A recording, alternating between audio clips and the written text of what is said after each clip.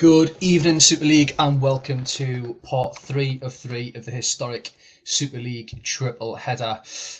Gives us great pleasure to welcome a man who's been there, done it, and got the socks with a golden star on them as well. My guest tonight is everybody's favourite nice guy in the league. It's Mr. Steve Wright. How you doing, boys? You all right? Yeah, I'm good, mate. Thanks. How are you? Yeah, I'm good. Steve, any kind of I thought where we'd start tonight is your kind of White Rose team have taken a little bit of a battering on comms over the last couple of weeks, I think. And some people have been fairer to you than others. So I just kind of wanted to open the floor to start with, really, and just give you the chance to talk through what you think the issues have been this season and where you think it's going to change next season. Well, seeing it changing next season's not in the in the repertoire at the minute. I mean, to be fair, I think over the last, I'd probably say, I'm probably stretching it a bit far back, saying 10 games, but I'd probably say over the last 7 or 8 games, there's only been 2 games where we haven't been better on stat wise. That were obviously last night against Agis, and then against Dimble as well. But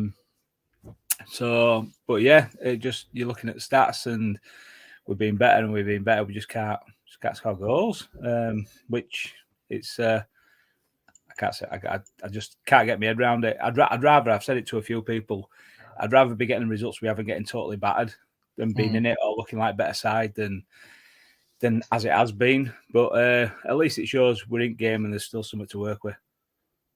Yeah, absolutely. And as kind of someone who's been there and done it before, is there any, if you were to give kind of one sentence of advice to the lads that are in and amongst the playoffs and more or less already qualified, what would it be?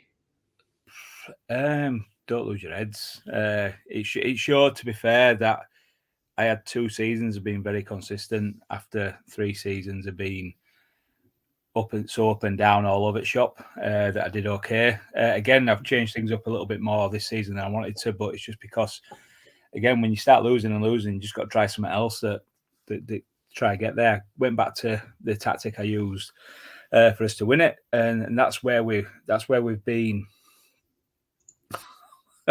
That's where we've been. That's where we've. But yeah, that's where we've been as most dangerous when I've gone back to that tactic. So it shows us something in it, but we just can't win games, can we? So Yeah, and you won't be the first and won't be the last team that finds themselves in that position. Couple of little shout outs in the chat. Special mention to Ryan Aldred, who ran the Manchester Marathon today. I hope your team don't make the chafe worse tonight, Ryan. It's a massive game for Fulchester Phoenix against PPP to get back into that hunt for top 6. Rob Sloth wins the Super League T-shirt because he understood what the thumbnail was. I'll post that later on if anybody didn't get the reference. And shout out to Mega Horse, Rodeo Bibbins, and Dan, and Bostock Swanley, and the man that's had more identities than clubs in this mad world. Just before we start, I asked Steve a quick question with about 20 minutes lead in, and I've said to Steve, can you give us your kind of top 3 moments from the entire time that you've been involved in Super League as we go through the show tonight? So Steve, it's all right with you, kind of in between games or when we've got a little bit of a break in subs or when we're waiting for messages to come through, I'll kind of ask you to name your top three kind of moments in Super League, if that's all right. yeah, sound all good. Lovely, excellent. We have got an established running order tonight, so we're going to go Casual Celtics, Fulchester PPP, Astor East Coast, Burn Gazelles, Dragons Bostock, Vikings Haggis, and then Rose Badgers Ghost Game permitting. So before we do get started with Mr. Greaves and his Celtic squad, just a quick little bit of kind of league admin. In terms of if any streaming chairs qualified for the playoffs, they will not stream or will have access to the save for the duration of the playoffs. So, for example, if by some miracle both me and Ryan make it into the playoffs, that would only leave Fifey, because Dimble's more or less there anyway, that would only leave Fifey to stream. So it would be kind of the one streamer, the one chair, the one person that gets the submissions. If Dragons or Fulchester fall out of it, then we'll have 2 or 3, and there'll be no managers that are involved in the playoffs streaming or with access to the save or with access to team submissions, just so that nobody kind of has to get a little bit nervous about that extra edge that those people may or may not have, depending on how you're inclined. So we're going to start with Greavesy tonight, who last time out got the win, got beat against Vikings after wins against yourself, I think, and also Dragons as well. Greaves is back in the mix. This feels like he's finding something that's working. He thinks really highly of Laurent Robert, and he has requested that Zanetti gets retrained as an MC, which we've done, which we processed tonight. So that'll be interesting for next season to see how that pulls off. You obviously talk to Greavesy quite a lot, Steve. Anything you can kind of give us behind the curtain a little bit and what he's doing and what he's all done? I mean, to be fair, I mean, he's got this Catenaccio thing about him, etc. But that's because he changed things a bit, and it's what became successful for him. This sort of formation is what he played right at the very start for local. He played wingers, and obviously he then found something that fit the players he had to end up winning it that first season. I've spoken to him today. Obviously, he mentioned about Zanetti Central as well. It should happen because he's 14 Central in editor. Obviously, he's quite switched on adaptability wise and stuff. So it's going to be interesting to see how he does if he does. I mean, I know Dimble does it a lot as well. I mean, obviously, you've done Reyes. Scott previously did Matt Kerr in league, and then I know Dimble used to love retraining Mike Duff as left side as well. So I think it'd be interesting when it does happen. But yeah, he's had a good turn of form. But again, he's done what people talk about a lot, just being consistent, and he's stuck with a formation. And Laurent Robert for an out of league signing has been very, very good. Yeah, and last night's defeat the Vikings, which is nothing to be ashamed of, really, was a first defeat in 6 and only their second in 8. Really, really good run of form that Jens managed to stop. Just dints Greavesy's title playoff contention hopes just a little bit, but he is still very much in the mix there. A win tonight would put him right amongst it, with Gazelles going away to Northern Burn and Cosmos facing probably a little bit of an unknown and on the up quantity in Asta. We go over to his opponents, which is Hodgie, Walton Casuals. We've seen him flirt with the idea of being a little bit experimental a few games back, and then kind of Dimble called him out on it, and it seems as though he's kind of reverted to something a little bit more traditional. Olivier Dacourt is the most carded man in the entire save, and he comes back into MC with a few changes from that kind of 5 in the middle that really didn't create much last night.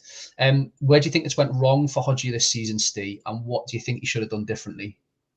I mean, I think again it goes down to a bit of luck. He started really well. I think Clive dropping off the goals were massive for him. He sort of 10 in 11, 10 in 12, and then he just really sort of dripped off a little bit. The most interesting thing for me when he's been experimenting slightly over the last couple of weeks is obviously everybody knows that Soroczynski's Hodgie's boy, and he's followed him all over Super League, finding himself on bench over a few games as well. But yeah, I think that decoring centre midfield might keep him a little bit out of firing line rather than being in DMC. So you never know, he might get away without getting a card tonight. Really interesting point you made there about Patrick Kluivert there. I don't know if people were kind of counting as I brought that up. He had 9 goals in his first 7 games, and he's only had 1 since. So that is some drop off in form, but what a player he can be if he turns it on tonight. Very, very conventional formation, as Ian Edwards has spotted. Your predictions here, a bit of a must win for Greavesy, do you think? Yeah, definitely, I'd say so, especially like I say with 3 to go. But obviously, casuals have been poor. You always know there's a win coming at some point. Obviously, I knew it way. I could see casuals taking it 2-1. Casuals 2-1 is the call from Corcoms. It looked to be a little bit Celtics heavy early doors, but Casuals just finding themselves back into the game now. There's an obstruction and a free kick and a corner by Armour, which is cleared away. Giovanni's making a start tonight for the first time in a while in that AMC, and he is involved there early doors. Zambrota whipping it in and Okaronko getting it clear. Power is involved in there as well. A man that Greavesy's liked to use as a substitute, but he does find himself starting tonight. A little bit of an offside, Zanetti involved. Giovanni mentioned again, and there is Patrick Power with his first goal in a while, I think, and rewarding the manager for his first start as Celtics look to put themselves back into the playoff contention equation. Pretty solid half, looked to be Celtics heavy, then Casuals came back into it, and Greavesy doing what he, old school Greavesy certainly does, which is taking a chance and looking nothing special but getting the job done so far, Steve. Yeah, he's done great there. I mean, he wasn't a slight on Greaves or anything by saying casuals a win. It's just more a game engine type thing, that call. But Michael Owen, he's been performing like he was doing for Fulchester and just not getting goals. He's getting 8s, he's getting 9s, he's getting assists. Just doesn't seem to get goals. But it seems in a 2 up top, he just seems to perform. I mean, he's not had much at ball there. He's not even a shot on goal. So it's just been, I don't know whether he's just been tackling and just managed to get an 8. Yeah, I think he did get his first goal last night. I think the only reason I remember it is because Greavesy had said he fancied him for a goal. We hop over to the casuals. Nothing much really standing out. Hodges went back to a much more conventional formation, but again, it's that AM line forward that is really struggling to supply Patrick Kluivert, and he's really struggling to get touches where it matters. Greavesy is in the chat, so I will hang on. I haven't seen Hodgie, and I'm not sure if he got wind of the running order. So Steve, just while we wait for some substitutions to come through, what is kind of one of your 3 highlights of your time in the Super League, kind of achievements that you want to shout out? I mean, first one, I think it's fairly obvious one. I'll go with the most obvious one, as is that points tally for Hodgie with that Devil's side. I know, unfortunately for Hodgie, I'm not saying it because we won that final. It will probably the most top of the table side that deserved to win it out of most iterations, in fairness. But yeah, they just everything that they did that season, it were unreal. Yeah, absolutely. And they looked, I mean, it's almost a miracle that you got the job done, mate, because that looked, whoa, we jumped to 67 straight away after half time. I absolutely back that. What an achievement, and what a side that Devils side was. It absolutely scored for fun. Greavesy looks fairly solid there, 8s in all the right places, and 7s where you're not really bothered if they're not doing 7s as long as you're ahead. Giovanni coming into AMC is struggling a little bit with fitness. Not sure if Greavesy's a man who believes that condition is a myth. We go over to casuals, and I think it was Celtics that had the only shot there between 45 and 67. But that is their condition and their match ratings as well. Pizarro outdoing Kluivert with a 7 instead of a 6. But again, those 2 AMCs who are so important in this formation, Hersey and Imar, not being able to change anything. Do you want to give us your second, Steve, while we're just waiting for the boys to come through with any changes? Second one, it's probably going back to Devils again. I mean, Fifey were a great part of this league for everything that he did from early days. Like I said, I followed league ages before I got involved just watching. But from being as absolutely awful as he was to then getting a squad where he can find some out of and winning the thing, it just surpasses Ian winning it first time for me, because I think Fifey were worse than Ian over all the seasons. But yeah, Fifey winning after being so awful for all them years it were a nice thing to see, in fairness. Yeah, was it 8 seasons, 7 seasons, 8 seasons he went and then won it? That sounds a little bit like Dragons, that, to be fair, mate.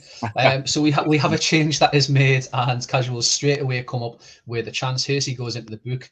We will slow it down because we get the 85 minutes. Pizarro lays the ball left. It would be a big sucker punch to Greavesy if he was able to get a goal and nick 2 points from him. Dede looks to take past Owen, past Takinari. Dede is going. He skipped post. Here is Hersey, and it's a handball. And you think that Celtics will probably see the game out there with what Greavesy has started to do a little bit more of over the last couple of weeks and just grind out results. That is absolutely massive. And the Tortuga Celtics will be looking at those last 3 fixtures and working out who they need to be taking points from to be getting into the playoffs. Dede gets man of the match, a player you've had and I've had, a player that sometimes does it and sometimes doesn't. But when he does, it's very, very good. Unfortunately, on the losing side tonight. And then for Celtics, just really, really solid front to back. Zanetti with a 9. Condition a little bit of a worry given how thick and fast the games are coming. Anything you want to point out there, Steve? I mean, yeah, obviously Dede, he were terrible for Gazelles. He were good for me when I brought him in for from Gazelles when I got to the final. Yeah, I just thought that comment rise. But yeah, he were terrible for us from start, and his stats were looking a lot better from the start of a save than they get to. I mean, I'm getting man of match, but like I say, there Zanetti doing Zanetti things, and it just feels like that casuals team's got a lot more to give. It does indeed, and that, as it stands, obviously the game thinks all the other games are a draw at the minute, but that would put Celtics up to 7th with Dragons and Bostock to play each other and Gazelles to go away to Burn. So Celtics are really, really in that in that playoff picture. We go next to Fulchester PPP. The league's best wishes go out to Mr. Alf Bridge, who was a little bit unwell today and therefore has handed the reins back to Rob Sloth. I personally think he's been poisoned with cyanide because he was doing so much better than Rob, but there we are. Until last night's result against Astor, they were undefeated in 2, looking really, really solid and creating an absolute hat load of chances. Rob does go back to something much more akin with his identity. A little bit more mad and a little bit less given a damn, I think, probably. Lampard comes back in after scoring a couple in his 2 or 3 appearances since he came in from Dragons. And you can see the plan here is pretty straightforward, Steve. Get at the wing backs, get it up and get it in the box. Yeah, I mean, they've got a couple of big lumps up there with Alan Smith, haven't they? I mean, Lampard has probably been the most surprising player that's moved between clubs. It's probably been never getting a sniff. That's for a CM. I think that's you take 2 goals from a CM out of 6 games any day a week, and then just hope they fill in with a couple of assists somewhere down the line. But his stats looking really good as well. But yeah, it's I mean, like I say, fair play to Alf. He did really well getting a couple of bits out of him. And let's see what Greavesy can do tonight. I mean, what Rob can do with it tonight. Yeah, I think, Alf hopefully gets better and still sticks around. I think it'll be great. What an odd couple that would be, Rob Sloth and Alf Bridge, if they were to come together. I think it'd be really, really interesting. And also, just very, very quickly before I kind of forget, in terms of people coming into the league, with Horse going to Bostock, the international team are kind of managerless at the minute. So it would be great if maybe someone from outside of the league who isn't involved, or if one of you know someone who's kind of watched but not really made themselves known, or if there's someone knocking about who's crying because Arsenal have blown their title race today and wants to maybe get a bit more involved, then come forward. That Australia job's a great way to kind of get into the league and start getting on streams and meeting people. But yeah, that Australia job is vacant, so we do need someone to fill that at the minute. So potentially Alf Bridge could take that if he doesn't fancy being part of the PPP setup. 1 win in 6 for Fulchester Tato. Yeah, it's been pretty grim. Last night was a really, I don't think Ryan would have ever expected that kind of result from a Gazelle side that struggled to score, and Fulchester side that had created a hat load of chances. It was almost an inverse of where the form book would be telling you to go. They go back to something much more traditional tonight. He calls it Phoenix boring, and is this a must win given that they're playing Gazelles? If Gazelles win here, they would essentially go 7 points ahead of them with 9 to play for. They would really put the pressure on Dragons and Bostock. It must win surely for Fulchester here tonight. Yeah, I mean, I think anybody from Fulchester up need a win to keep themselves in race tonight. They've obviously got players that can do it. As Ryan obviously he's playing a tactic now that it's very well known to him, and what he's had a lot of success with before, as we know. Pavel Nedved at DML? Yeah, I mean, wingers can do that down there. They can. I mean, look at, let's say, go back to Fife, win it, playing Roy Mackay, DMR, getting goals and getting assists. And Odju Hersey. Yeah, it's exactly. It led us for deeper class. But yeah, it's I fancy a one apiece here. Fancy one apiece, and let's see if Rob Sloth can spoil the party for the Phoenix boys. Grixley well established into that mix now, and it'd be good to see him on a stream sometime soon or in the chat a little bit more. I know he's a bit of a freelancer, so it's sometimes hard to be available at this time of night, but it would be great to see him sometime soon. There's a yellow card there. It looks to be PPP that are challenging the top end of the pitch a little bit, but Fulchester Phoenix have got more of the ball. Corner in there, Vieri with a chance. Really didn't do much last night in Vieri's absence, as he had Nikolai in there instead of him. Big injury that, given kind of where we're at in terms of the season. Juan Roman McKelmey, who's been good for Maka and then also pretty solid for Ryan, goes off on 42 minutes. What sub is he making here? Revivo's kind of got a bit of a sniff. Do you drop Alex on a Catterback? I think I agree with that. I think it's a Chiesa or Revivo and the Catterback for me. Daniel Anderson just going to sit there and just do bits. So obviously he needs a win. So I think he needs to be as attacking as he can. Yeah, absolutely. And I think you'd expect Davids to do the kind of dirty work in there already. So maybe going a little bit balls deep and playing someone who's an FLC just in there and swapping them about. That's exactly what he's done for. Swap with Nakata. Oh, wrong one. Kalme off for Chiesa and swap with Nakata. There we go. And we go towards half time. Rob Sloth in there early doors with an as is until 60 minutes. And Christian Vieri has a chance right at the end of the half. Really didn't feel as though PPP were having more chances, but Fulchester only with the 2 on shots and 1 on target. The last one there falling to Christian Vieri. There's the stats at half time. What are you making of that at first glance, Steve? Yeah, there's some players are doing some donkey work there. Obviously, David and Simeone doing what they can. Nedved tackling everything that's in front of him. And the Gareth Southgate were, again, I think he was on bench for final when we won it. I think we had a bright old guard back there. I think he's one of season 1 and 2. I think he's up there with some of the best you can get in this league. Some people might not agree. Once you take past your Nestas, etc. Just need some more of his front players, in fairness. Yeah, absolutely. They're very much in the game, and with Vieri at the top of that kind of trident, that burn trident, you'd fancy him to take the next big chance that comes his way. He has only had the 1 shot and didn't hit the target. So Rob goes as is at 6 until 60, and there's a little bit of a switch there with Nedved going to EMC and Alex dropping into DML. So we go to 60 as Fulchester get the ball, and there is a drive, and there is Federico Chiesa who gets the goal. We jump to 64 minutes, and Fulchester Phoenix might have just put themselves back in the hunt with that goal.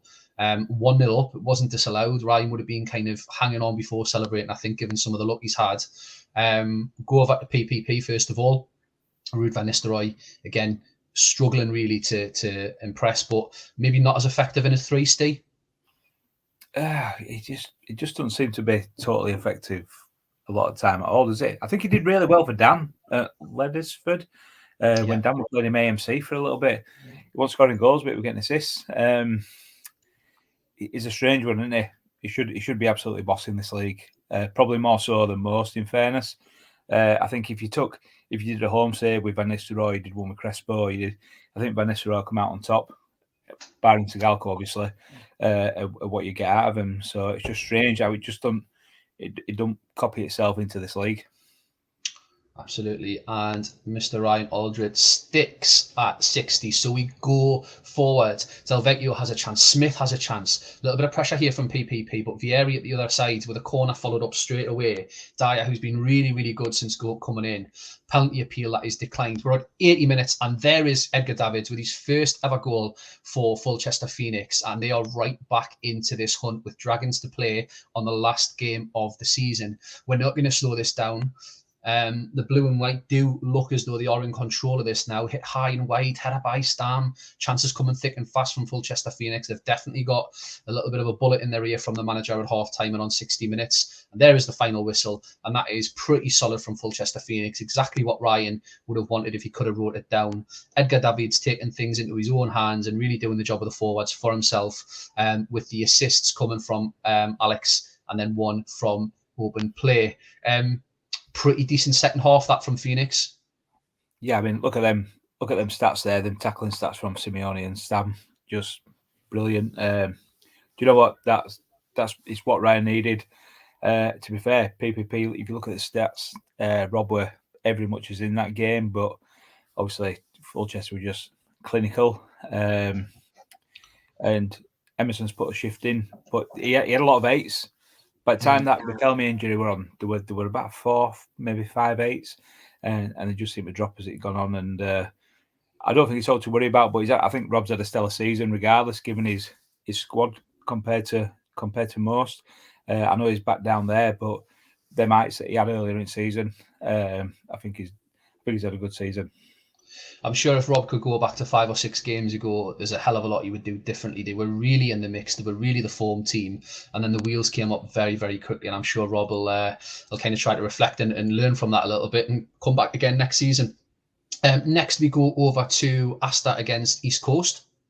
Asta, who booked a really poor trend last night in the absence of their manager, ironically, as he's on a little bit of a staycation at the moment, managing to get a 3-2 win against PPP, who we've just seen, created a decent amount of chances and actually some solid performances. And Janet Cheddar, again, the standout man, despite being probably mocked when Al first brought him in, I think.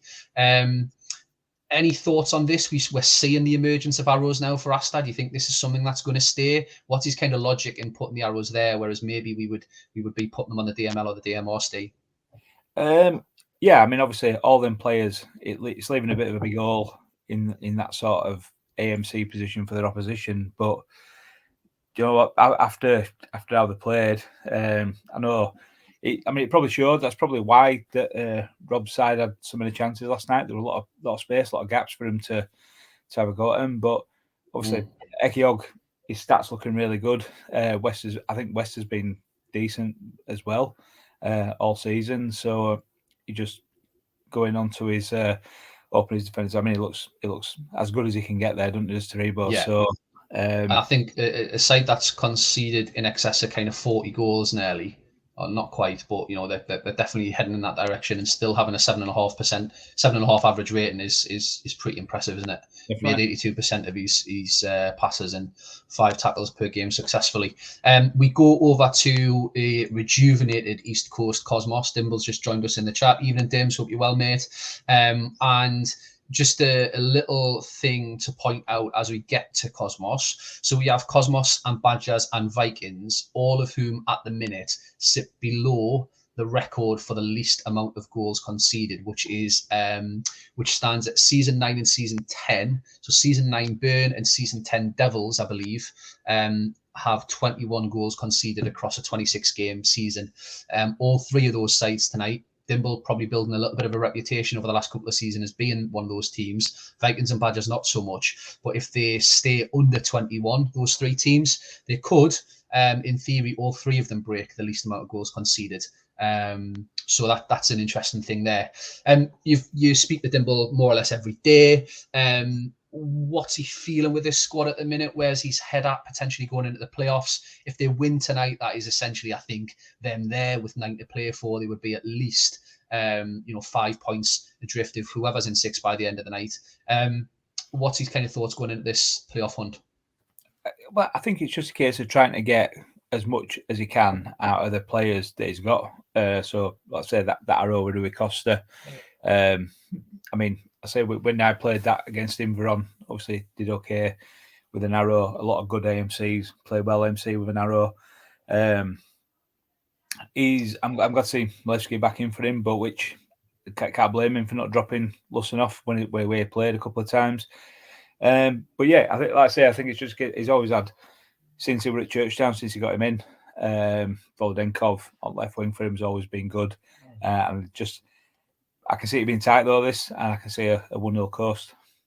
Yeah, absolutely. And if you didn't know how Haggis got on last night, you would just look at that comment and know that they won. Otherwise, Campbell wouldn't be piping up. So congratulations to Haggis for two defeats in a season and also last night's 3 points.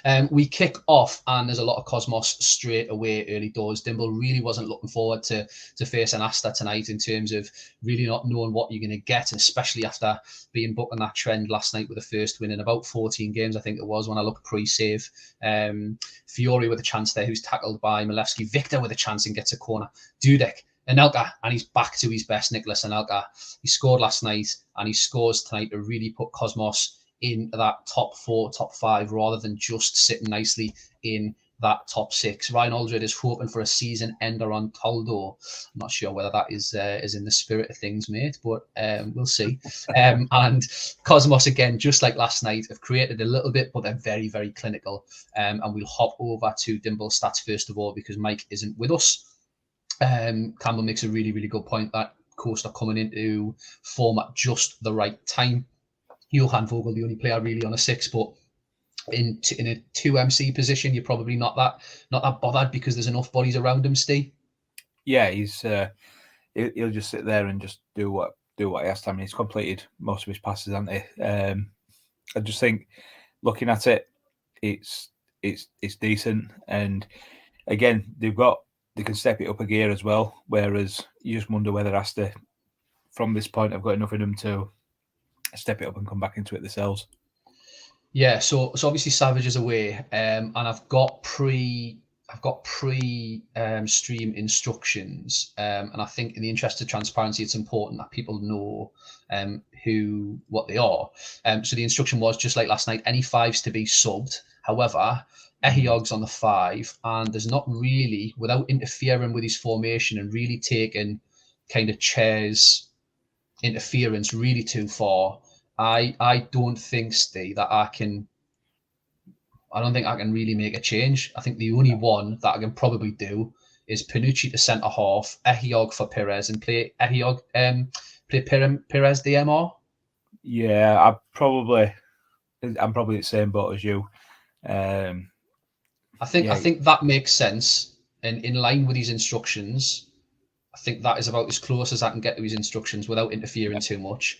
I think I wouldn't have done it if Ehiog wasn't on the booking, but if he goes and gets sent off and he's on a 5, then it'll probably look a bit shit on me. So that's what we'll go with. Panucci can play centre half. No change from Dims, and we go to 60 minutes as Asta look to get back in to the game. Yellow card for us to go with a free kick for Asta, whips it over, but now this Cosmos with the ball and a free kick to Cosmos. We're going very, very slowly. It feels as though there's a lot being created. And there is Roy Mackay, who gets the second goal of the game. There was a chat just after the stream last night on whether Dimble should go for Mackay or Agahawa. And I think we both kind of agreed that Roy Mackay is the kind of player that can come in for a game, put in a 9 or an 8, and then dip out and be absolutely sound. Steve? Yeah, obviously, as you know, I've got massive. I mean, he scored in that final for us. I've obviously had him this time, and he were poor. His spikes are doing well, then dropping off, which is strange considering the player that he is. But yeah, he's a good one to have around. I swapped him for Brujink with Dimble. That's only on the back of how good Brujink offered him in the last save. I think hoping he'll come that good. But Mackay's definitely the better out of the two at AMC, in fairness. And without going into the ins and outs of it, that is in line with Savage's 60 minutes instructions, which were fairly lengthy to decipher. But that's just about in line with it. Dimble goes no change. It's not a surprise. And this is looking, did Coast, oh, there is a third. Kevin Hoffland with his first ever goal for East Coast Cosmos. This is turning into a little bit of a rout now. And this is exactly what Dimble would want to see. There is Anelka. If he can hit superb, oh, Anelka with a hat trick. Wow. This is a bit of a rout. It's been a while since we've seen one of these. And I'm hoping Panucci isn't on a 4, because that would make me feel really, really shit. Anelka hat-trick. East Coast Cosmos take 5 of their 10 shots on target and put Asta to the sword. We go over to Asta Athletic, first of all, who that probably, other than Dirty Dudek, who had a bit of a shambles the other night with no completed passes, if you chop Dudek off there, that doesn't look like a team that's lost 5-0. No, I mean, Panucci 6 is probably just down to the fact that he's got booked as well. Completed quite a lot of his passes, 2 key tackles out of 3 of them. Yeah, I mean, Van Bommel there performing when it doesn't matter. It's a weird thing about Matt Van Bommel in this league. I spoke to Edwards about it before when I've had him. He holds a lot of weight with a lot of people, but he just he never seems to perform. Yeah. I think the thing for Van Bommel is I don't know whether he's a DM or an MC. He's not like a Roy Keane where you can play him at both. He's not like a Jeremy's where you can play him at both. I just don't know where he fucking plays. East Coast play AMC if you look at all that sort of stuff. Is Nicholas Anelka hitting some absolutely red hot form, and that probably just changes the perception of Cosmos in the playoff hunt. I think a lot of people were thinking they were a little bit stuttery and weren't going to make it, but that probably just makes certainly the top 2 or 3 sit up and give Dimble back the respect that he's probably earned over the last couple of seasons. And more importantly, I think, is that Ariel Ortega rating. He's been a bit poor over the last couple of games, not really hitting a massive stride for him, and then rocks up with a 10 and 2 assists there tonight. It's exactly what Dimble would have wanted to see. So congratulations to East Coast, who still stay on track for that 21 goals conceded record, having not conceded here tonight. 3 to play, 4 goals in it. So to match it, they would have to concede, a goal and a half a game-ish. And their running is, who's their running?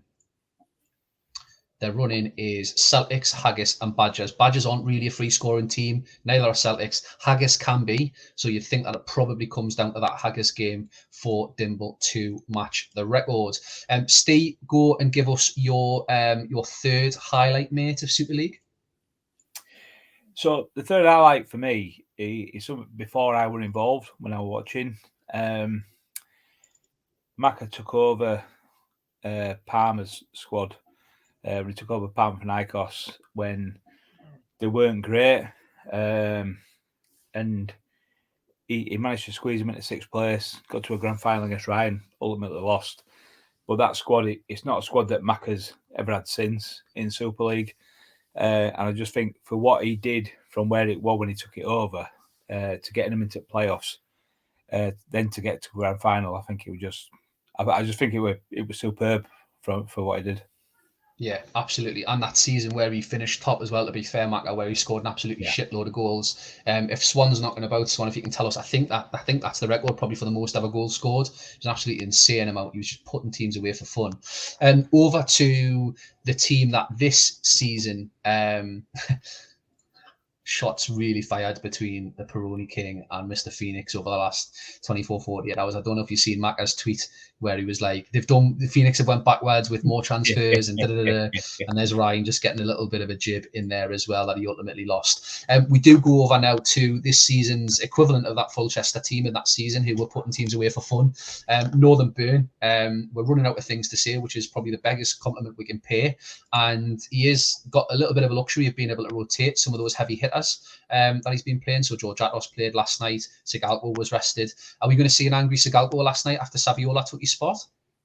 Well, it's not the Sigalko thing that I'm looking at the minute. I'm looking at his bench and looking at the players that he's got that he hasn't picked. You know, you got Beckham that could sit in and do something. A Chunsu even or Pekovic who came in and did well, then dropped off a little bit. It's a very defensive bench, but we know he's an as-is, Ian? So he's probably just drawn 4 names or 3 names after his keeper out of an hat and just thought they can just sit on bench. Yeah, Ryan Aldred really not happy with the back and forth between old Fulchester and new Fulchester. But let's focus on a team that deserve a massive amount of credit for their performance last night.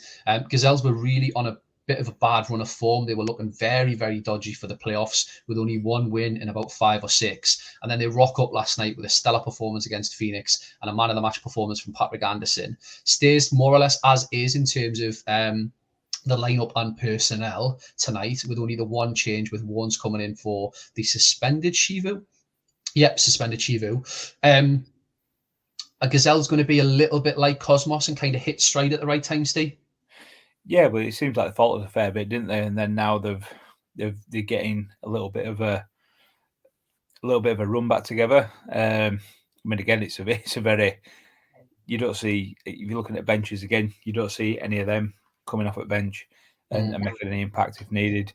Obviously, Totti played up front, scored a goal, and then found himself moving back again. But I think, you know, it's good for him to get a say in a goal last night, and but you still can't see past the 1-0 Burn. It's very 1-0 the Arsenal at the minute, isn't it?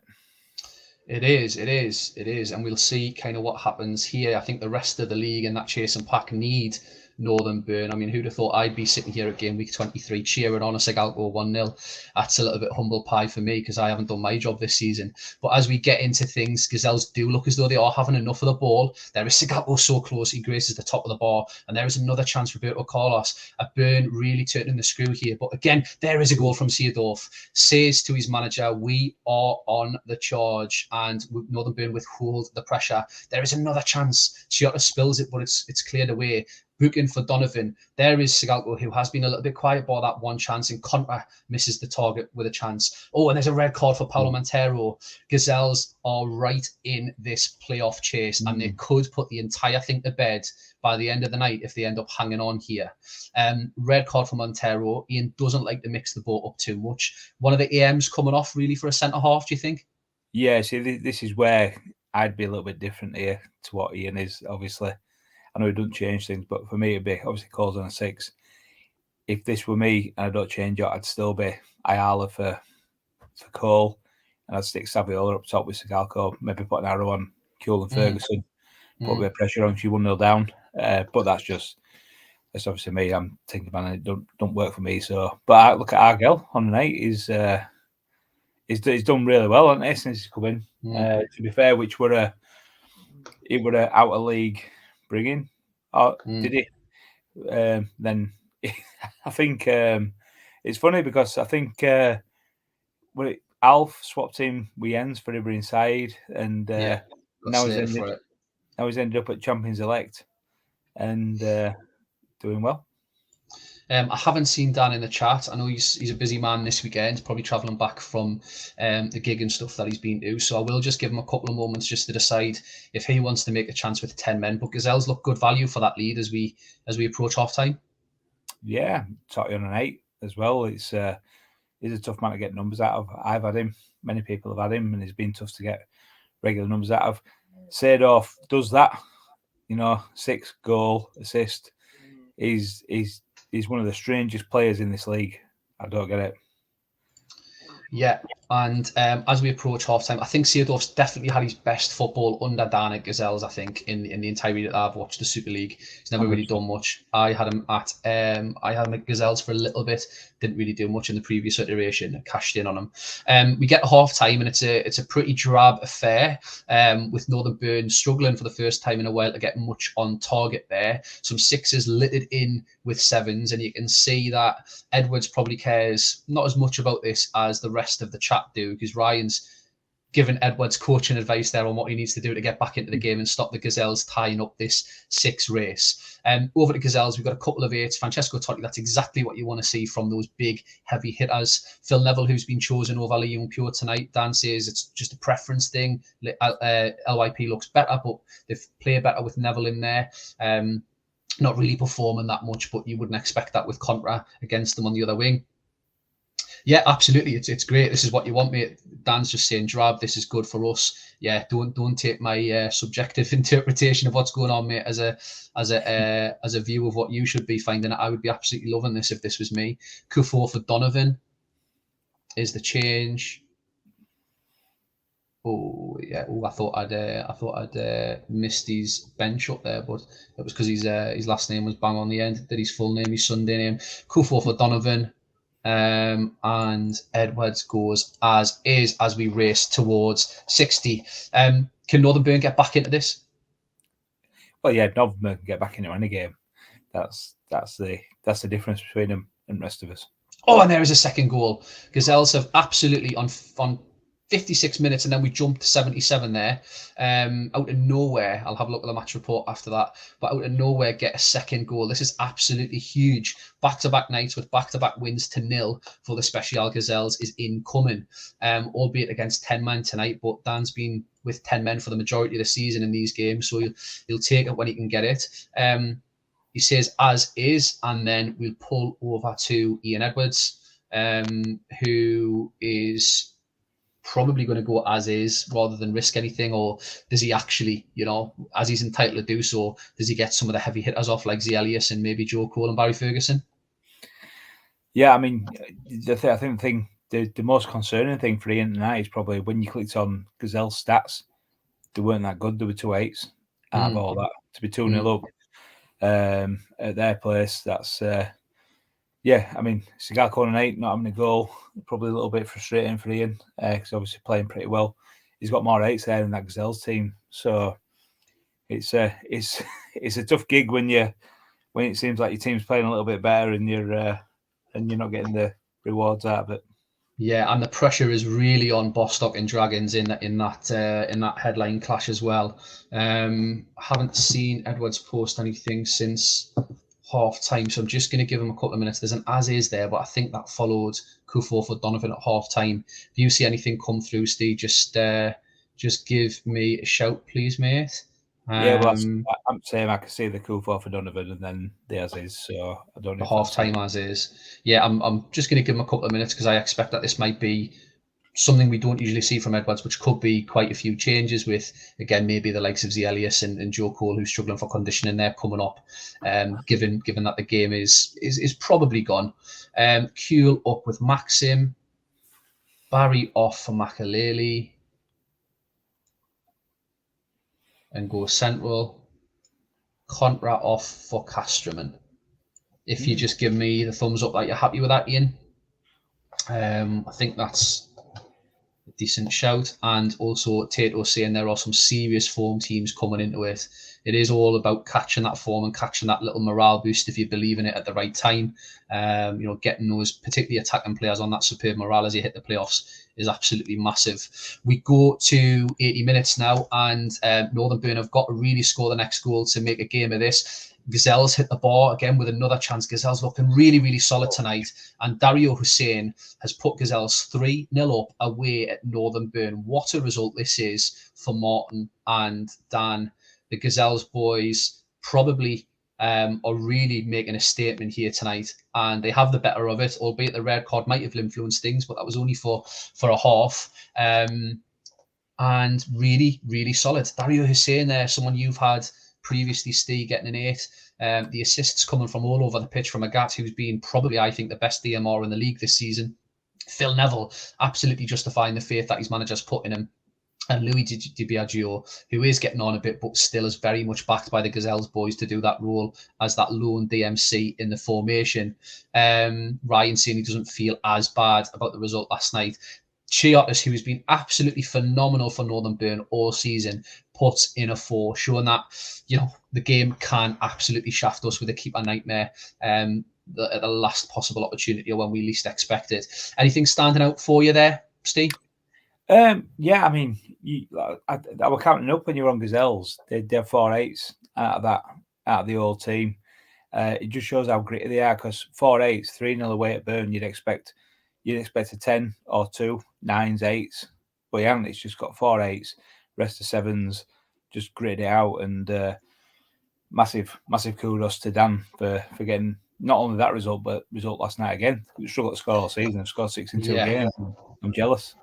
Absolutely. And this is how cruel this entire kind of playoff race is, really. You've got Celtics in Fulchester who, 20 minutes ago were absolutely feeling as though they were back into the mix. And unfortunately now found the gap being bigger than it was at the start of the night, really, in terms of the goals, because Gazelles have turned that negative goal difference into a positive goal difference now, which essentially counts for an extra one when you look at Celtics and you look at Fulchester Phoenix, and again, Dragons and Bostock Stanley. I think it really is must win for one of those two teams tonight. A draw does them no favours, and the Dragons have got the Gazelles next, and that could be absolutely anything. So we get over to that big game. And this is the Bostock Stanley boys, who last night were forced to make a couple of changes that otherwise they wouldn't have normally made, with Bauma into MC and without their main man Pat Tsoglu in that DMC role. They go much more conventional tonight. Bauma's out wide, Simkoviak in the middle with David Prutton in there in the middle. Svensson, who's a bit Marmite, you either love him or you hate him, and the arrow has came off Crespo coming backwards. Thoughts on this Bostock Swanley side? Yeah, I mean, it's done all over this one, isn't it? As has been probably the main. I mean, he played this similar formation, especially with I remember Ronaldinho playing with that backward arrow, and he were probably the best, apart from last season when he were really good for Dragons. Ronaldinho, that was probably the best I've seen Ronaldinho in that short spell down in charge of Leathersford. Svensson can be very good, and I think he was very good when he first come in. He's done a couple of reasonable performances. So yeah, it's just a wall and a couple of top class strikers at the top in it. The big news coming out of Dragons, for anybody that didn't see it, is essentially Alessandro Nesta's season is over. He's out for a month with strained ankle ligaments, and in terms of the season, it'll be done and dusted by the time he comes back to 100% fitness. Roy Keane is suspended, and also Lee Boyer suspended. So this kind of middle block is very much not what we would want to be playing in a game that is this big. Where the Dragons went wrong this season, Steve? Again, I mean, it just feels like every team that's not doing that well, because of how good your teams are, and you look at stats, it's a bit of bad luck, innit? Yeah, I don't know, mate. But Archer on that left wing, he did class when Macca played him there, finally. I think he had a couple of 10s, 9 and 8. Then I managed to squeeze him on loan for a little spell from him for Fulchester. But yeah, I don't think it's been too wrong from where you were last season. It's just, again, it's just the game at times, isn't it? It's just. Yeah, you continue and anything can happen, isn't it? Yeah, I agree, Campbell. I think he's been pretty poor. I think he's been very poor, to be honest. So it might be a blessing in disguise, although Martin Keown might have a heart attack against Simkoviak, Crespo and Montella tonight. But here we go. Let's have a little look. There's a big save from Oliver Kahn early doors and an offside for Dragons as Bostock Stanley seem to get a little bit more of the ball now. Bayer spills one, but it's cleared away. It falls to a man in red. Here is Prutton, hard tackle, yellow card for Ndiaye, and another use. Water is wet. Ronaldinho Constantino bends one over. Gerrard misses the target. This feels a little bit like same old Dragons. Montella's going to be far more clinical than the Dragons front three, I think. And that is in. Oh, you fucker. Orca, goal disallowed. Who's been fantastic since coming in, and you just feel there's going to be a sucker punch here from Bostock Stanley. Here is banana shot from Montella. Bishgan can't get near Crespo. This is end-to-end stuff as both teams try and go for the win. And again, it's another game where Dragons have created lows but really haven't been clinical. And Bostock Stanley, even though the text didn't necessarily reflect that, seemed to be very, very creative in that half. David Prutton with a 5 against his former side. If he scores tonight, I'll be absolutely fuming, considering I gave him away to Ryan to do him a bit of a favour. That was never returned, not that I'm bitter. And Montella and Simkoviak, 2 really big heavy hitters creatively for Bostock, not really doing much. We'll just hop back over to have a quick look at Dragons with me being on save. And Ndiaye yellow card is a little bit of a worry. And Archie Back, who has been, bang average for us all season, continues to be a little bit average with a 6. Not much happening in there, really. Need Ronaldinho maybe to have a couple of more chances. But we'll jump back over to the Bostock boys and see if they do anything at half time. Keep as is till 60, but let us win some headers. Let's see if they can. Bostock Stanley kick the ball off, and there is Vincenzo Montella. Oh, and a second disallowed goal. That is a disallowed goal for both sides. Bostock Stanley playing much better since the 60 minutes. Kahn with a save. Corner whipped in by Cafu, but nothing happens. We get to 60 minutes, and we're going to try and hit pause, but the game has other ideas. And die on a 5. That is a bit strange, isn't it? I'll just jump over to the Bostock boys first. Something's going on in the middle of that pitch. Prutton and Ndiaye not having a great time.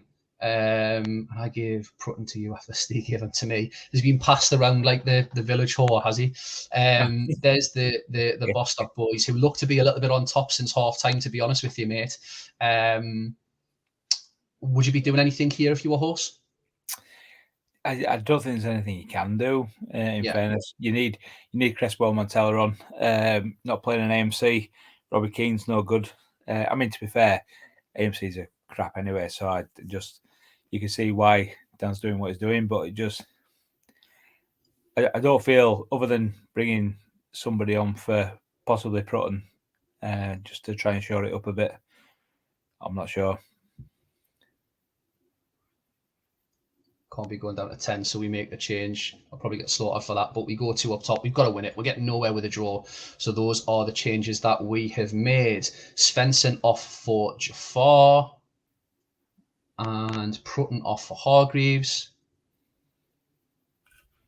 Where's Prutton? There he is. Prutton off for Hargreaves. Done. And we kick on with both sides needing a goal. Dragons have went a little bit more attacking and might pay the price. There's a yellow card for a foul on Maniero. Can't control the ball. Fine save from Victor Vaya. Cafu, Constantino again with another chance. He really hasn't hit the back of the net as much as we wanted to. But there he is with his 10th goal of the season. Constantino might have just put Dragons back in the hunt with gazelles to come.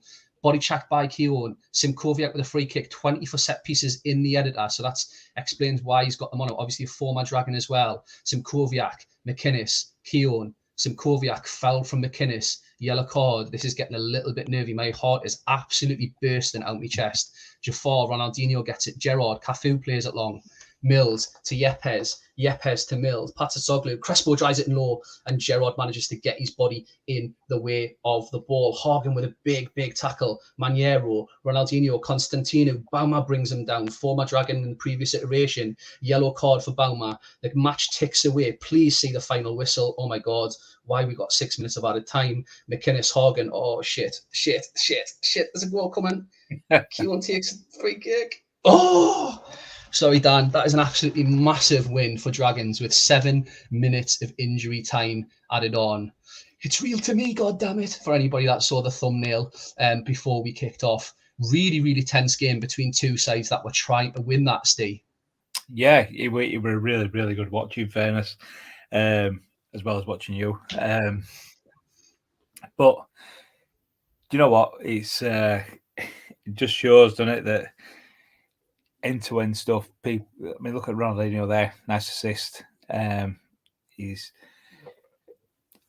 It will probably, regardless of what we've seen tonight, that was probably the most entertaining, most tense game at night so far.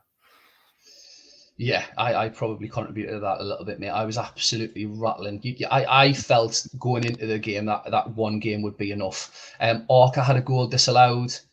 Someone was offside, and then there was a goal for Bostock as well that was disallowed. So Dan and Swan, I think you're still in the hunt a little bit. I think you could still get there. There's 9 points left to play, but it does look a bit of an uphill task, and that's a massive win for Dragons. And I can put my horse back into my pants now as well. Really is horrific doing that on stream, mate. Absolutely horrific. And we get to our penultimate game of the evening, which is, I think, the standout game of the evening. And I did think about putting this as the headline match. The Haggis boys, as you'll probably know by Ian Campbell appearing in the manager's chat today after having been anonymous for the last 72 hours. They won last night. They did give you a bit of a hiding last night, Steve, the kind of performance that we haven't seen from them in a while, but that was equally impressive. What's been the secret of their success this season, Steve? I mean, early doors, it were obviously the DM line. Klimovich came in, obviously got 2 on his debut. Amoroso, I just think Amoroso, obviously we were talking before, and I saw Dimble said it last night. I had him, and he did okay for me in spells, but it's been phenomenal as a draft pick, just brilliant.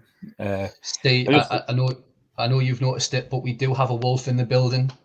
Wolfie is in. Not in your house, mate. Are you looking for the wolf in your house, are you?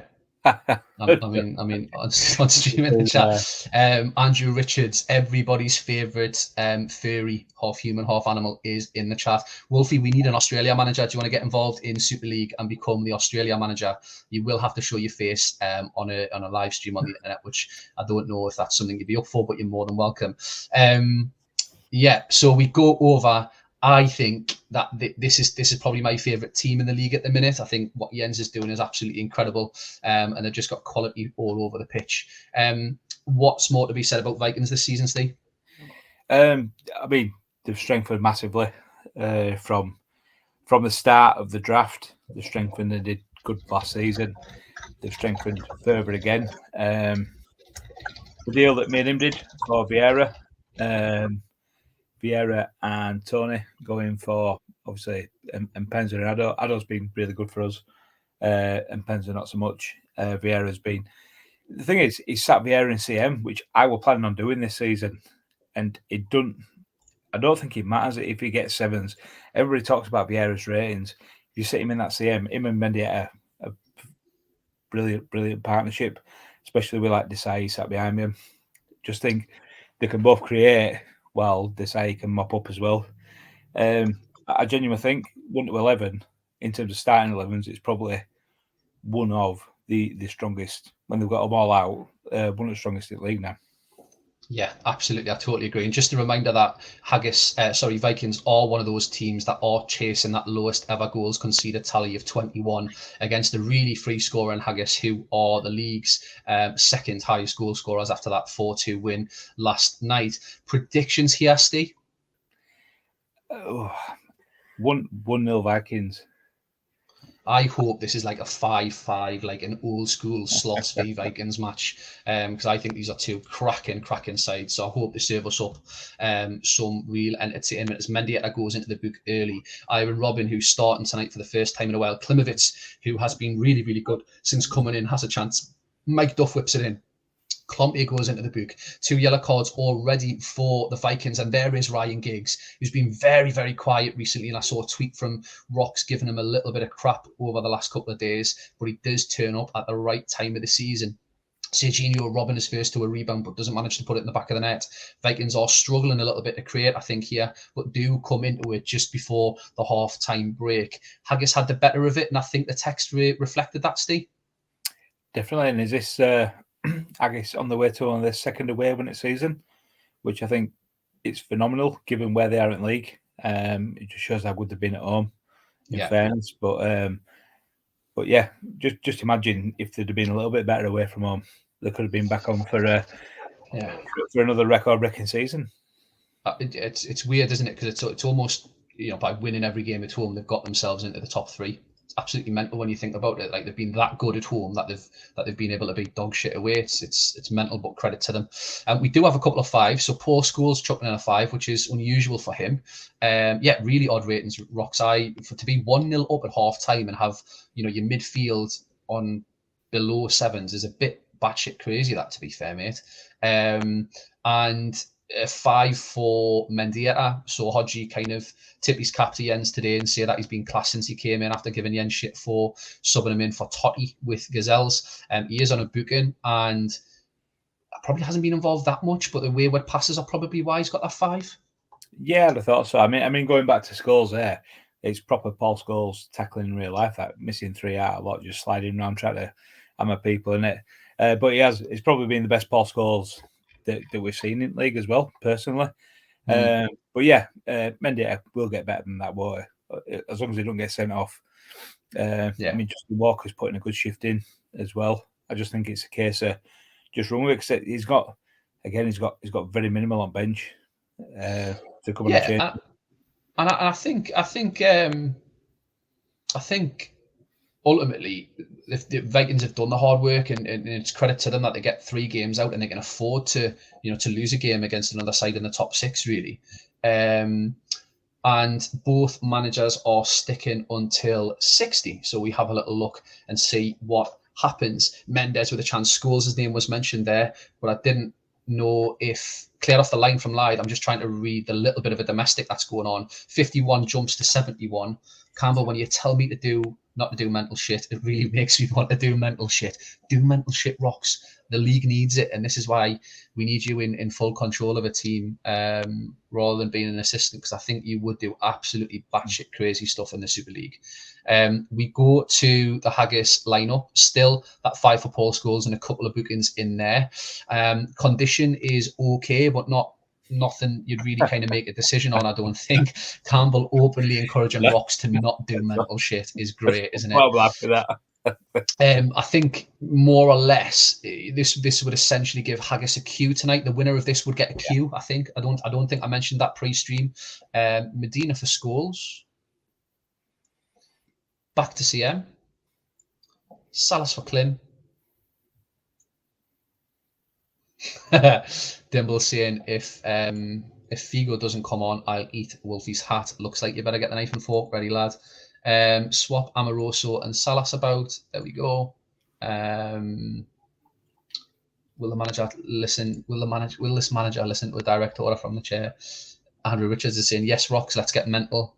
And it would be a very big result indeed. We'll just jump over to Jens. Jens, sorry, mate, I left you hanging on there because I was too busy trying to see if the wheels were coming off at Haggis. Couple of 5s there, unusually. Mike Duff on a 5. Mendieta, who's carried that 5 from really early on in the first half and at half time because of that booking and those misplaced passes. Luca Tony on a 6. Condition-wise, again, nothing you'd really be making a decision on. But does Jens kind of, whether it's a win, lose or draw, look for those yellow cards and trying to protect Mendieta a little bit? Yeah, maybe so, mate.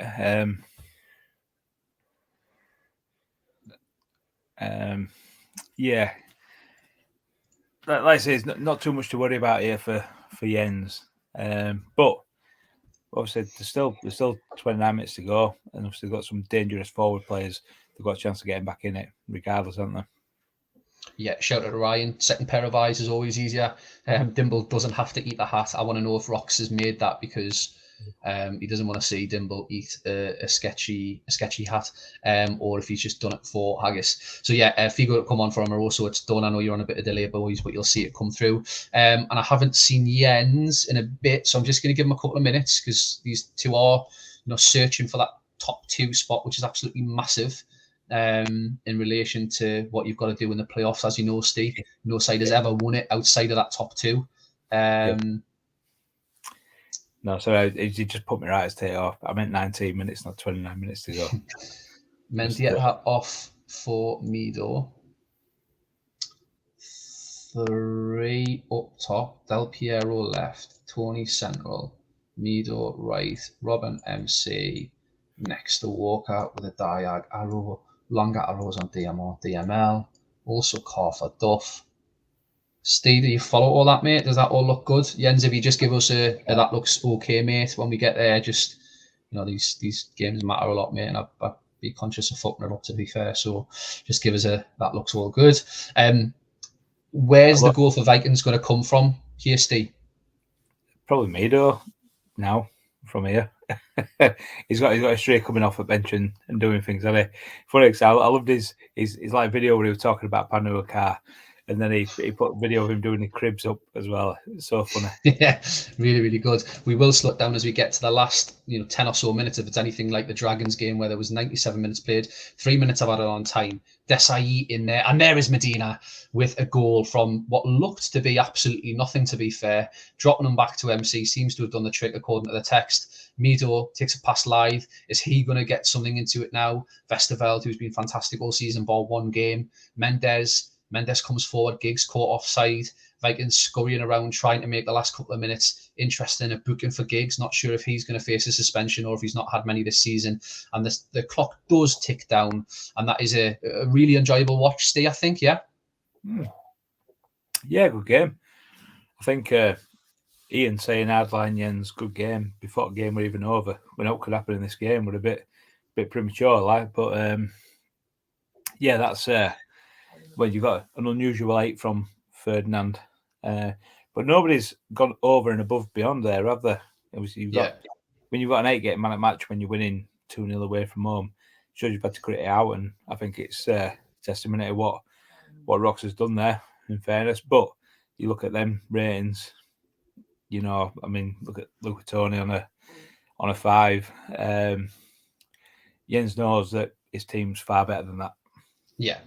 Yeah, absolutely. And it's been a hell of a long time since the Vikings have been not in a game at all. So I think it's just one where, a bit like Cosmos a few weeks back, you just take your medicine, move on. That is the Ryan Giggs that Haggis will want to be seeing, though, because even when the ratings are poor for Haggis, if Giggs turns up, there's not many wing backs in the league that are going to stop him from at least getting an assist or a goal. So that is a big result for the Haggis boys, 2 back-to-back. And I think that would see us, when we click continue, that might see them with a Q, although no, the Dragons could still catch them if they won 3 and the Haggis boys lost 3. So I think it's probably fair to say that we can say that Haggis and Vikings have got a light pencil grey Q. Brings us to our final game of tonight, which is the struggling to score White Rose against the very rarely concede Badgers. Talk us through your side tonight, Steve, in terms of what you went for. Looks like a traditional 4-1-3-2 with the 2 wing backs pushed up. What's your logic here? Yeah, I mean, that's what I did. I put 4-1-3-2 in, move wing backs up, made a couple of little tweaks behind that don't go in, and I thought, see what happens. So I played it through for 3 games on the original save, where I'd done my transfers in and out. I didn't do anybody else's, and it was pretty solid. Created a bit, so I thought, you know what, why not just give it a go? I think it's not a bad shout, mate. Given how poor your AMCs have been all season, I think it's not a bad shout, to be honest with you, because those AMCs have probably for me, I think they've been the thing that have cost you higher position in the league. Maybe so, mate. Maybe so. We go over to the Boothstown Badgers, who got a 0-0 against Dragons last night. Again, looking really, really solid and hard to break down. Tato has rotated a little bit, so there are some names in here that maybe we haven't seen as much. So Yakubu comes into DMC, Ian Hart into DML, and then up top, Shevchenko gets a rare start as an AMC. Is Tato rotating a little bit too early for you here? I don't think so. I think Ian Hart's more than capable of being a starting DML for me. Yeah, I think he's class. He's and I know he had a couple of issues. I know Ambrosini is suspended, which Scally Scally can do bits in CM as well. Lincoln, I'm not sold on. In fairness, I know he said he's a 7 merchant. Well, when he's played one off at bench and one, no wonder he's a 7 merchant. But Jenko up top on his own is an interesting one. It'd be like me playing Raoul up on top on his own. He should be able to do it. I mean, you look at him, just. But yeah, they're doing very, very well. We're probably from the current top 6. If you had anybody's squad before Gazelle's squeaked in there, you'd probably say Badger's squad was weakest out of a lot. Which testament to Tato for getting the team playing and getting the team rolling. And this fella in particular, who I think has been an absolute monster for him, especially over the last couple of runs, the tackles he's been putting in has been absolutely incredible. I was just going to quickly mention, just state of play, Badgers are still on track for that 21 goals conceded record, depending on what happens tonight. If they were to win, again, they would put themselves amongst those 2 teams in Vikings and Haggis on 41, and effectively, barring an absolute miracle, would essentially have a light queue. A loss wouldn't be the worst thing in the world, as they've got a decent little buffer to everybody else in the league, and we'll see how this gets on. Steve, I'll not ask you for a prediction, but we'll just kick off and we'll have a little bit of a look and see what happens. Can White Rose, against one of the best defences in the league, find their scoring boots? That's what I was going to say. Ian Hart as well, I think he looks class for a DML, but also in the editor, he's just as good at DMR as well. I know a lot of people would never dream of it. And there is Gustavo Lopez with a goal, who puts Badgers 1-0 up for the booking, with Campbell that follows shortly afterwards. Lopez with another chance. Petkov, Veron with a booking with an unfair challenge. White Rose struggling to create anything here with this adapted 4-1-3-2 with the wing backs. 2 minutes added on time before half time. Gustavo Lopez gets himself into the book. Speculative effort from Raoul, but that felt as though it came right at the end of the half. And White Rose struggling to get anything on target there. We'll jump over to Badgers, first of all, with you being on stream, Steve. Walter Samwell's not really had to do much, but again, a high percentage, about 70% of his tackles being completed. Neil Scally doing his job into MC, and Yakubu, who's been in DMC. Probably that tells you, Steve, how little you've given him to do, because the DM's only made 1 tackle successfully out of 1. Yeah, it's poor, isn't it? It didn't go this. Do you know what? Bring Kennedy on for Liverani, please, mate. Just roll with it. Yeah. Okay. Was that his first appearance of the season? Yeah, but he only come in last week sometime. I know there's been 20 game weeks between, but absolutely. Veron, Casillas can't hold it, but doesn't manage to get it in the back of the net. That is a red card to Sol Campbell. And with Badgers playing Vikings next, that is an absolutely massive red card for Tato. Kamuna would be the natural sub, maybe for Shevchenko, and put Vlahovic up top. Remember, Steve, you also have the change here, so just kind of arm yourself with whatever you want to do, depending on what Tato does. Chasing that defensive record, so I don't think he's going to go 1 at the back. It will probably be a sacrifice of an AMC, I think, or the striker, and we'll see what he does here. Probably Kamuna for Lincoln, drop Gustavo Lopez back. No, Vlahovic off. Totally wrong. Vlahovic off for Kamuna. Centralised Lopez. Tato, arrow or no arrow, mate? I know that sounds really pedantic, but we're at the business end of the season where everything counts. Particularly at that top end, mate. So just let me know if there's an arrow going to be on him. Steve, are you doing anything here, mate, in response? Might as well just leave it to 60, mate, and then for the sake of 50. Yes, Jens. I think you play Badgers next game. We go to 62 minutes. We jump. Oh, and there is an Mpenza. White Rose turn on the style, and Emil Mpenza has given the White Rose faithful a little bit of hope of maybe causing an upset against 10 men Badgers here. We'll jump over to Tato first of all, just to give him a look, and then Steve will jump over to you, mate, so you can do yours while Tato types. Are you doing anything here? No, mate, just leave it as, please. Okay, mate. Okay. We'll go back over to Tato. I'm not sure he changes anything here. There's probably anything he does just upsets the apple cart a little bit, Steve. Yeah, maybe Rayad for Lincoln, just put him in there for a bit of creativity. Yeah, you called it, mate. Lincoln for Riyadh. Sheva off for Zeiss. Formation stay the same. Yeah. Not sure what the logic is there, but I'm sure there will be logic because Tato's doing a hell of a lot better than 80% of the league this season.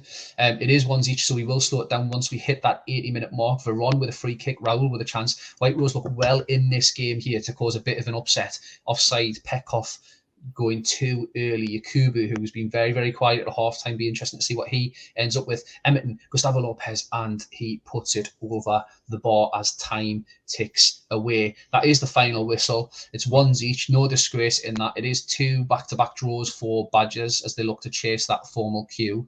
And second half, much improved from White Rose. How do you feel about that, Steve? Yeah, we're a lot better second half. I'd take it. Obviously, looking at Tato's stats there, it'd be interesting to see who's got on a match. But yeah, we'll just go again and just one of the signings of the season, that, mate, definitely. I think he's going to be massive for you next season when you sort the AMs in the midfield out a little bit. I think really, really good performance that, and with the assist as well. Who got the assist for Badgers? Must have been from a kind of solo effort. So Sol Campbell will definitely be missing that last game. Well played, Tato. And to be fair to him, he has rotated. So a point away from home with a heavy amount of rotation is not a bad thing. That brings us to our classifieds for game week 23. We have East Coast Cosmos, who ran out 5-0 winners with a bit of a rout. Any optimism that Astor Athletic had after last night's win has been surely turned to dust with an Anelka hat-trick hitting form at the right time. Dragons getting a massive win, although it might not be enough with the Gazelles results. Mikhailos Konstantin, who's probably been reading the back pages that Dragons are maybe looking to replace him, and gets the winner against the really strong Bostock Stanley side.